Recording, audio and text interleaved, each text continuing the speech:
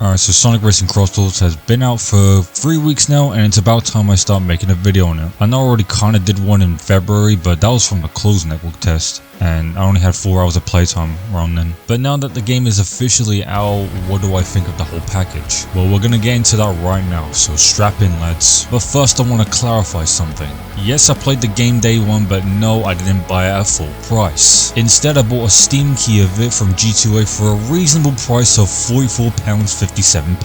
I know the MSRP is a bit lower in the UK, but I still wasn't going to pay all that money for a Sonic game, let's be real. But despite the ridiculous price, this game is amazing. No question. Without a doubt the best Sonic racing game I've ever played. Never in my life have I been this addicted to a kart racer. And it all boils down to how customizable this game really is. But first I want to talk about the track design, and oh my god, this completely washes the fuck out of Team Sonic Racing. The tracks in that game weren't bad, but they felt really empty at some points. But in CrossWorlds, there is never a dull moment. There are a lot of opportunities to take some shortcuts in these tracks, and I appreciate that. Sure, there are a few stinkers in there, like Blizzard Valley or Mystic Jungle, but tracks like Sand Road, Colorful Mall, E Stadium, Cronus Island, and many more are just sublime. Oh, and how can I forget about Wonder Museum? That's a fucking quality ass track. But it ain't Sonic Racing CrossWorlds without the crossworlds. After lap 1, the game will let you choose which crossworld you want to race through. These do a really good job at changing up each race, and sometimes you can even get transported to a entirely different track. Every race is a different experience, and that's what I love about this game. Like in Mario Kart, you have different speed modes, and this is something a Sonic racing game has never done before. And Supersonic Speed is literally this game's equivalent to 200cc, and we got that shit before Mario Kart World. Unfortunately, Supersonic Speed is offline only, which is kind of a bummer, but I hope they eventually update it to allow a Supersonic Speed mode. Alright, let's talk about the major game changer for Sonic Racing CrossWorlds, the gadgets. These really shake up the way you play this game. You can have gadgets that will make you perform tricks faster, give you an extra drift level for boosting, making you recover from items much quicker, and it's not completely broken either, since some gadgets take up multiple slots, so you really gotta think about what kind of build you want to get, and that holds true for the characters and karts. Do you want a build that focuses on drifting? Or do you want to build just a rage bait? The choice is yours. And experimenting with all these gadgets is so much fun and really adds to the replayability of this game. As for the items, well, I did say before that they were really unbalanced in the closed network test, but they're still kinda a bit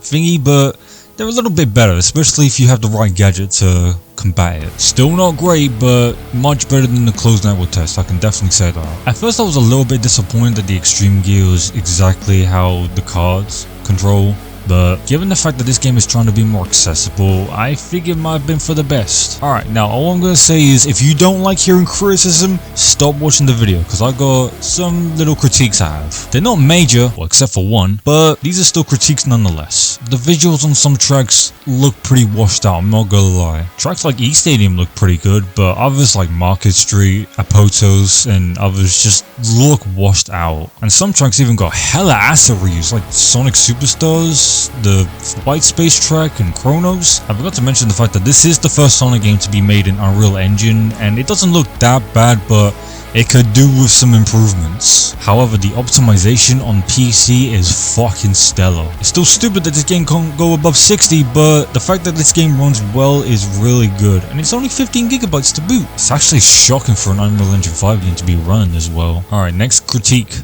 The music. 4 fucking games in a row and we've got yet another mixed soundtrack. The music tracks in CrossWorlds, some are really good, some are just okay at best, and some are just actually fucking awful. Some music tracks have actually kind of grown on me, like Sand Road. I didn't used to actually like that one, but that remix has actually kind of grown on me. I like that now. But again, why has Sonic music been so inconsistent lately? This inconsistency has got to stop by the next game, because at this point I'm getting sick of it. So yeah, Sonic Racing CrossWorlds is amazing, but there is one major issue I have with this whole game. The festivals. Now, during the open network test, they ran a festival for Joker from Persona, right? But during that festival, you couldn't play World Match. So, okay, they must be testing out the servers, alright? There must be a reason. Back then it was understandable, but a week after the game came out, we had the Miku Festival.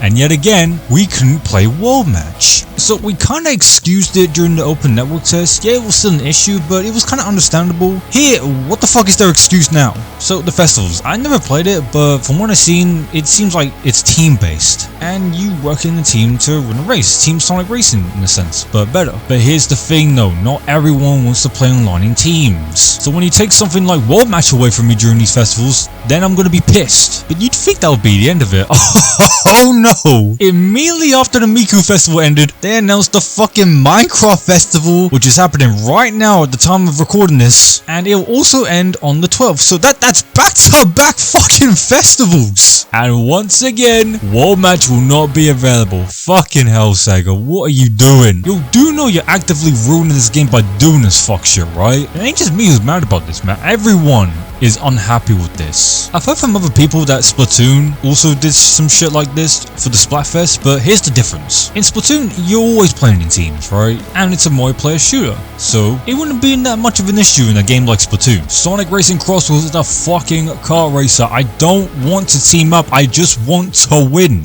Oh, and they lowered the game speed on these festivals too, which is, yeah, that makes it worse. Sega, Sonic Team, whoever the fuck, please stop doing this shit. If this keeps up, it will eventually kill this game, and I do not want that to happen. So please, enough of the back-to-back festivals. Or if you can't, well, here's two things you can do. You could either do number one, which is enable World Match during festivals, or number two, have different modes for these festivals instead of the team up shit. Why don't you just make the race park shit online with the festivals? Because the race park has so many modes in there. Why don't you just base the festival on that and give us different modes? But yeah, I really hope they don't announce another festival after the Minecraft one ends, because I'm seriously gonna be pissed about that. But yeah, that's pretty much all I have to say on CrossWorlds. I've already said some stuff before on my first impressions video for the closed network test back in February. But festivals aside, this is undoubtedly the best Sonic Racing game I've ever played. Hands down, one of my favorite games this year. I'm serious, it's literally up there with Doom the Dark Ages and Donkey Kong Bonanza as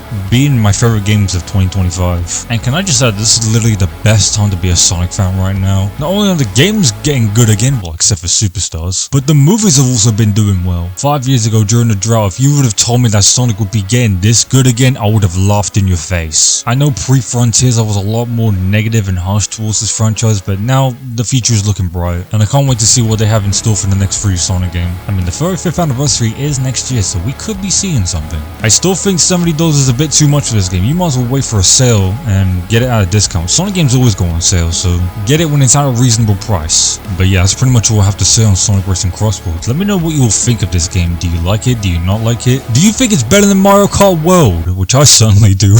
Let me know all that down below. Make sure you like, comment, subscribe, hit the bell, the good stuff, and you're tuned for more content. I'm BragsleyX2000BX2, and enjoy the rest of your day. Bless.